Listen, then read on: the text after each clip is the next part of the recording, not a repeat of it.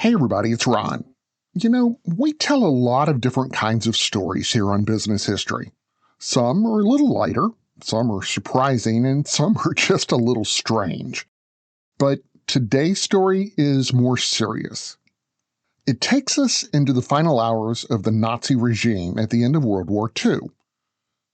We'll be looking at it from a historical and business perspective.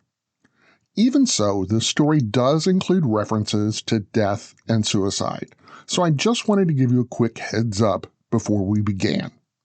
And with that in mind, I want to tell you a story about business and how that story changed a lot of things. Deep beneath the streets of Berlin, World War II is coming to an end.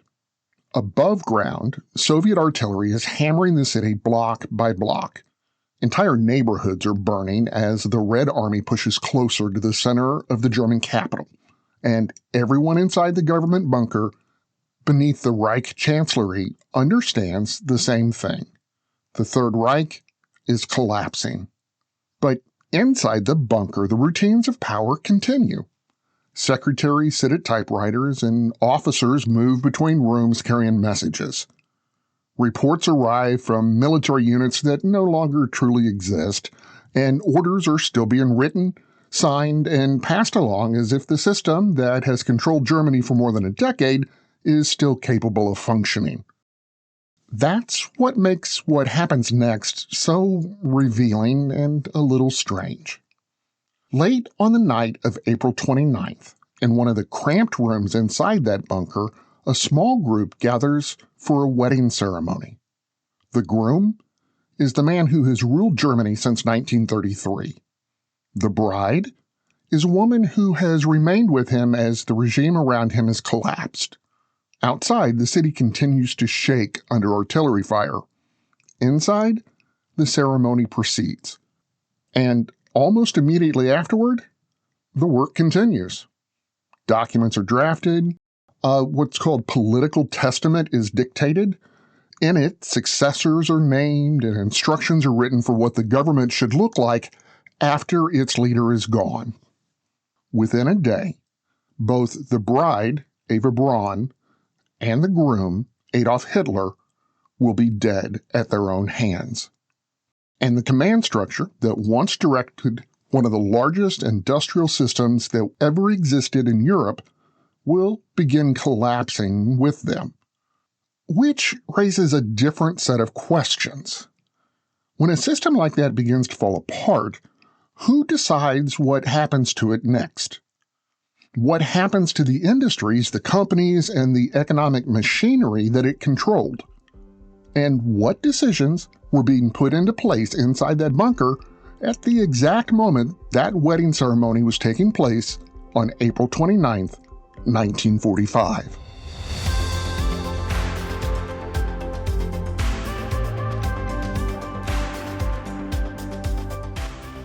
From Business Basics, I'm Ron Trucks, and this is Business History, the daily podcast where we explain the stories that changed business forever. Every date on the calendar has a story where business reshaped the world. Today, April 29th, that story takes us to 1945, the wedding that preceded the Nazis' final corporate state. By the spring of 1945, Nazi Germany still had something that mattered, even as the war was clearly being lost. It still had a system. For more than a decade, the regime had built a tightly controlled structure that connected political leadership, military command, and private industry into a single operating machine.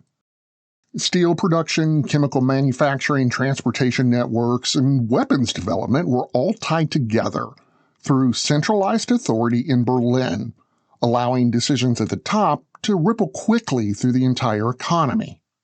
Companies like IG Farben, Krupp, and Siemens were not operating independently in the way modern businesses do. They functioned inside that system, responding to directives that could shift production or reroute resources or prioritize entire industries almost overnight. At the center of it all was Adolf Hitler. But the day-to-day control of that machinery didn't flow directly through him. Much of it passed through a man by the name of Martin Bormann. He was the man who managed access and paperwork and the internal movement of decisions that kept the system functioning. For years, that structure allowed the regime to direct enormous economic power. By April 1945, however, the system was beginning to separate from reality. Factories were being destroyed or captured, and rail lines were failing. Military units were collapsing faster than they could be replaced. And yet, inside the bunker beneath Berlin, the leadership of that system continued to behave as if it could still function. Which is what makes what happened on April 29th so revealing. The wedding wasn't just symbolic. It took place at the exact moment the people inside that system understood something very clearly. The regime was ending.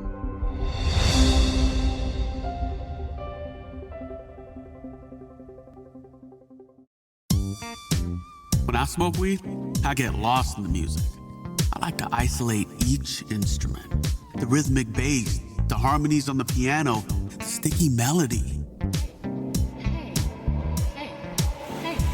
Hey, careful, babe. There's someone crossing the street.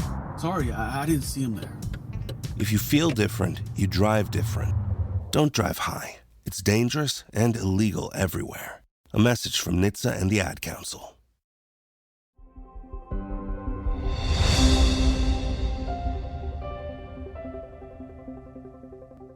Once that reality set in, the focus inside the bunker shifted. Not towards saving the war, but towards organizing what came next.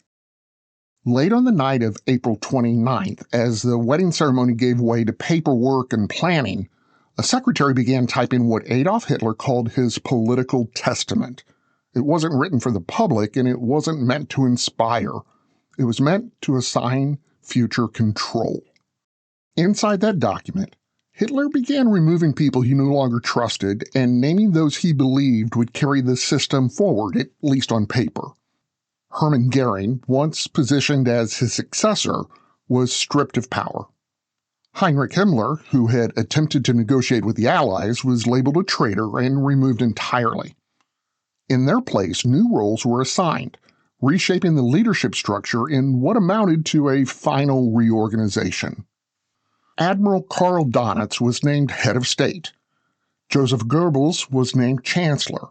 And Martin Bormann, already operating as the internal gatekeeper of the regime, was formally elevated to control the party structure itself. Even at the very end, the system was trying to organize itself, define authority, assign responsibility, and attempt to preserve some version of control. But that effort revealed something important. This wasn't about saving the regime. It was about deciding who would control what remained of it. And all of it, the wedding, the document, and the reassignment of power, unfolded within the same set of hours.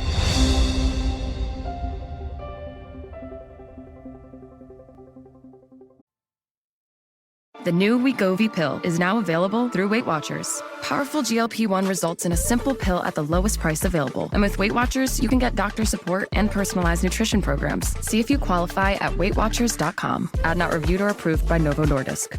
My name is Teresa Barber. I was in the United States Navy, and I served overseas in the Middle East and Africa. Early on in my career, I had a commander that taught our suicide prevention training, and the very next day, he took his own life. 90% of suicide attempts involving a gun are fatal. My way of continuing my service is to help protect my community by being a responsible gun owner and by storing firearms safely. Store all your guns securely. Help stop suicide. Brought to you by End Family Fire and the Ad Council.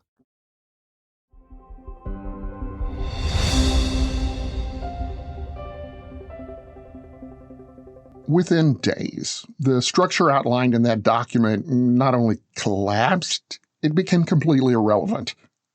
Hitler was dead. Eva Braun was dead. Berlin fell. The government that Hitler had tried to reorganize ceased to function almost immediately, but the system behind it didn't disappear in the same way. Germany's industrial base was still there. Factories, engineers, production capacity, and corporate structures hadn't vanished with the regime that had directed them. the Allied powers quickly realized they weren't just dealing with a defeated government. They were dealing with an economic machine that had powered an entire war. So the question shifted. Not who would run the regime was gone, but what would happen to the system that the regime had built. Executives from major companies were investigated and, in some cases, prosecuted in the Nuremberg industrial trials. The chemical giant IG Farben was dismantled and broken into smaller companies, some of which still exist today, including BASF and Bayer, as in Bayer aspirin, which today produces everything from prescription drugs and other consumer health products to agricultural technology, including seeds and pesticides. Other companies, like Siemens and Volkswagen, just continued under new leadership. They were reorganized, but not erased. Because the Allied goal wasn't to eliminate industrial capacity. They needed it to bring Europe back online. Instead, the goal was to separate that capacity from the political system that had controlled it. And that's the part the wedding helps reveal. On April 29th, inside that bunker, the leadership of Nazi Germany was still trying to decide who would control the system. What followed made something else very clear. The system itself would long outlast the people.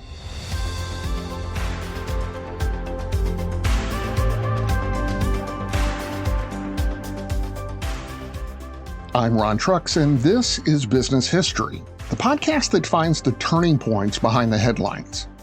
To hear more stories like this, follow us on Apple Podcast or Spotify or YouTube or wherever you listen. If you're enjoying the stories, could you do me a favor and don't forget to subscribe and leave a quick review?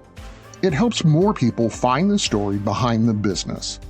And if you want to actually understand business without the fluff or the buzzwords or the MBA language, start by visiting businessdailypodcast.com.